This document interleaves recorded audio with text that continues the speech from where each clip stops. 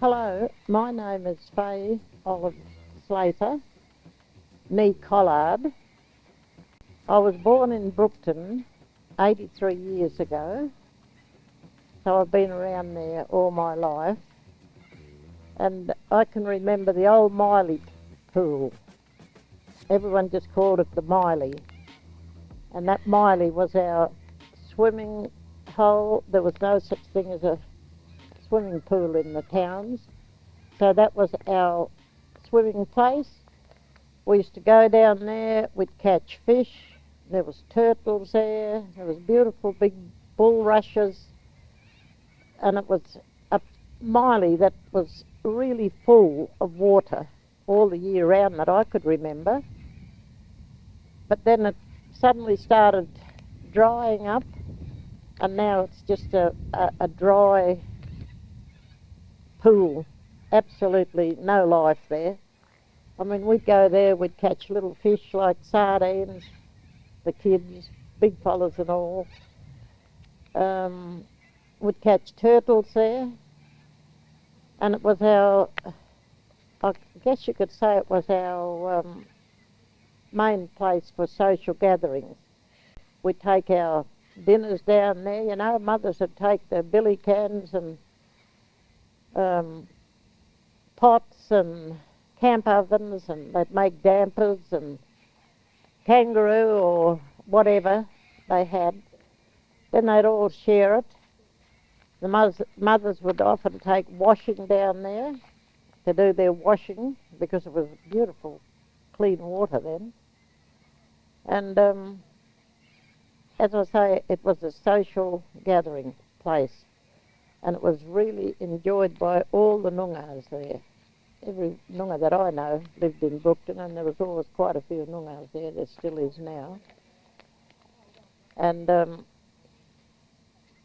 we just loved it. But when that went, I mean, that took away a lot of our memories. And,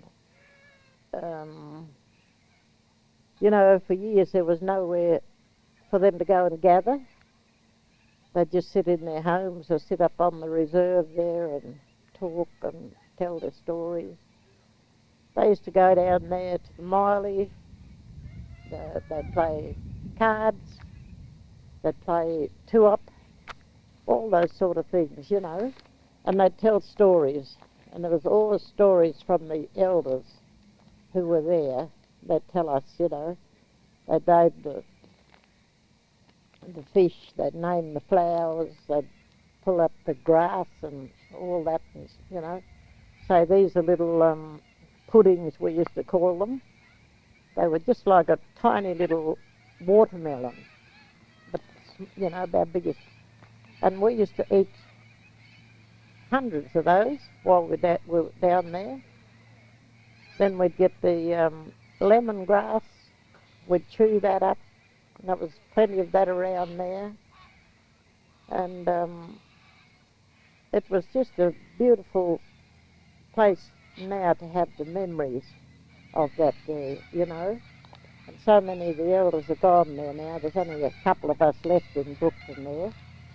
So I'd love the younger ones to hear his story, you know, to remember our culture and to remember the heritage that will be left there for them as they grow older in the years to come.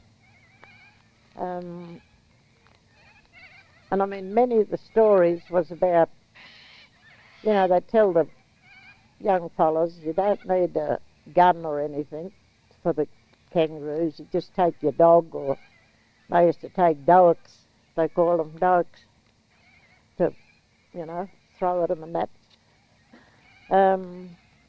But the water was always fresh there, so fresh. I mean, you know, you could we used to just scoop it up in our hands and drink straight from the river.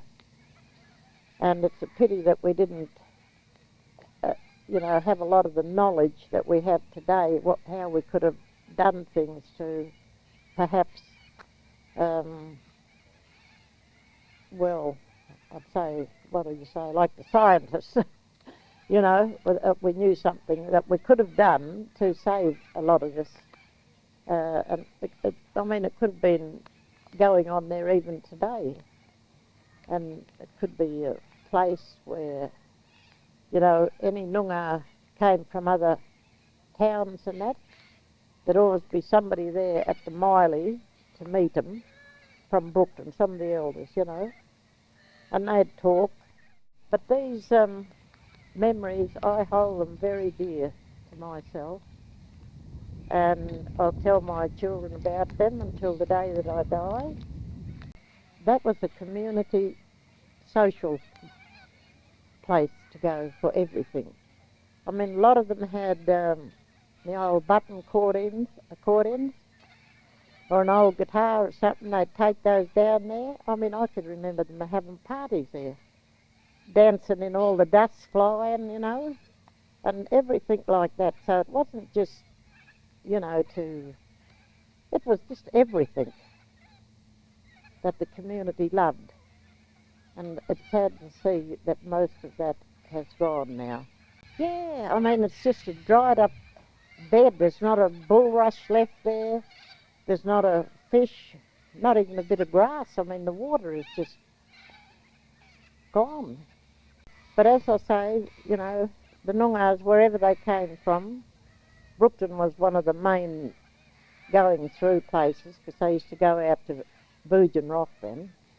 Well, it's called Boodja Rock, but it's never, you know, it's Boodja Rock still to the old fellas anyhow. And it's the same out there, the little stream and everything is all gone, dried up, absolutely nothing. You know, the beautiful wildflowers and used to grow around there, and it's just sad, I reckon. It's absolutely sad that it had to be this way. But hopefully someone will read this story, and one day they might be able to go back there, do something that could improve the, you know, the Noongar culture and heritage, really, to bring it back into life again.